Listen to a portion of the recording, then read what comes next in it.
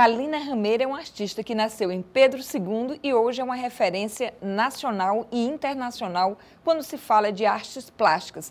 Mas não artes plásticas qualquer, uma arte com originalidade, uma arte que valoriza os produtos do Piauí e dá a eles uma identidade, projetando o Piauí no mundo inteiro. A Kalina acabou de retornar do Rio de Janeiro porque ela foi artista piauiense convidada para representar o nosso estado lá no Rio durante as Olimpíadas, durante uma exposição no projeto Casa Brasil. Uma exposição que foi visitada por 270 mil pessoas. Bom dia, Kalina. Bom dia, Cláudia. Quando você foi convidada para mostrar a cara do Piauí no Rio de Janeiro, o que você pensou em mostrar que fosse mais significativo do nosso estado? Então, o Piauí é muito rico em várias matérias-primas. E então, como eu já trabalho com essa diversidade, que é a nossa riqueza, que são as pedras de opala e as inscrições rupestres, então não foi muito difícil essa escolha. Eu sempre uno o que é a cultura do sul do estado com o norte. E então eu já tenho desenvolvido desenhos com peças em prata, com os desenhos das inscrições rupestres, casada com as pedras de opala, e então assim, eu acho que uma das nossas maiores riquezas são essas duas, né? Que é a Serra da Capivara e as Minas de Pedro II. Quando você resolveu colocar essas peças com inscrições rupestres, você já sabia que elas seriam mostradas na cerimônia de encerramento? Particularmente sabia. Eu já sabia porque as pessoas já tinham ido lá, já tinham contactado. Então, e eu já sabia, mas ninguém então já sabia que porque foi tudo resolvido, mas ainda não tinha sido firmado o acordo. Não tinham batido o martelo final, né? Não tinham. E então, assim, mas eu já sabia. Mas como também eu já tinha trabalhado com esse produto, mas mais um motivo para eu realmente fortalecê-lo e mostrar. E era surpresa. As pessoas chegavam, no Piauí. Aí eu digo assim, nossa localização geográfica não é tão distante para que as pessoas já conheçam, já sabem de tudo do nosso estado, das nossas riquezas, da nossa cultura. Houve uma boa receptividade com as nossas peças, porque além disso você levou outros produtos também, né? Houve. Inclusive eu levei a palha também. Assim, eu fiz uns desenhos bem cara de Brasil, que é aquela coisa mesmo para a nossa brasilidade, para enfatizar a nossa brasilidade, que nós realmente somos bons e brasileiros, né? E juntei essas nossas matérias-primas, essa nossa riqueza, a palha, as inscrições rupestres, a pedra de opala, as aves guará, que elas sobrevoam o delta do Parnaíba, que vem fotógrafos do mundo inteiro para fotografar no final da tarde o voo delas. Então eu retratei as aves guará, que era assim, era um chamariz, todo mundo queria fotografar, queria saber se elas habitavam realmente o Piauí. Entendeu? Então, assim, eu mostrei de uma forma bem contemporânea, moderna e acessível quais são as riquezas do nosso estado.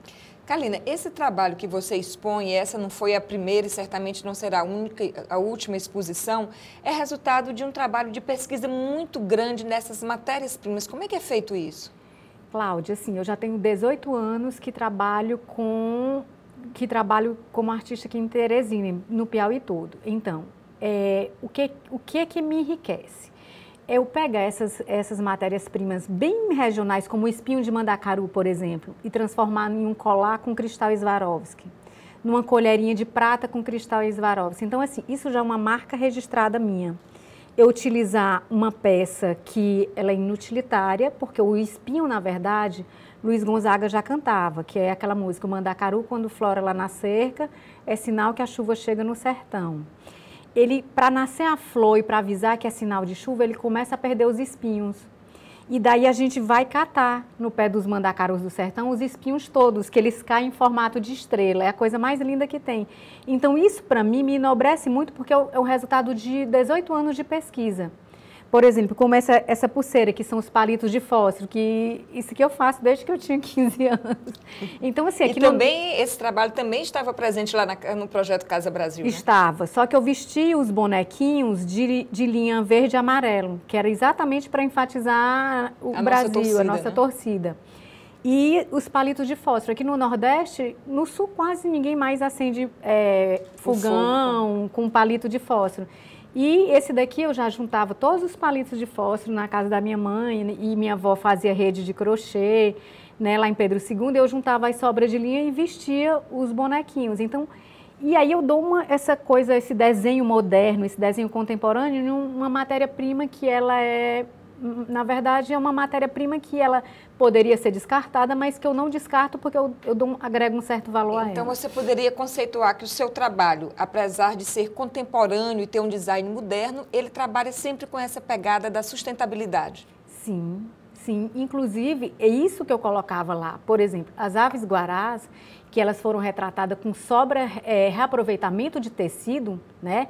Então, assim, porque lá na ateliê a minha grande preocupação é não jogar tecido fora. A gente tenta reaproveitar ao máximo.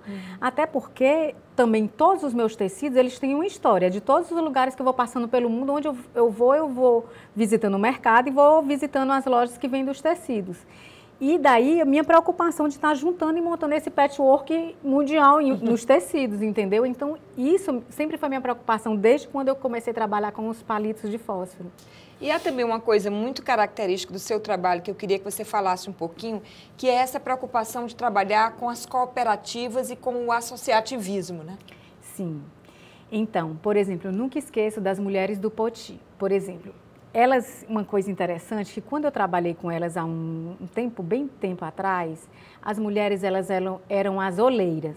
Elas ainda tinham aquele forno lá e elas faziam os tijolinhos e carregavam todo na cabeça. E os homens ficavam no torno, fazendo os potes. Então, coberto, né, numa cobertura de palha, então nos barracões que eram mais confortáveis do que elas carregarem aquele monte de tijolo na cabeça e aguentar a quentura do forno.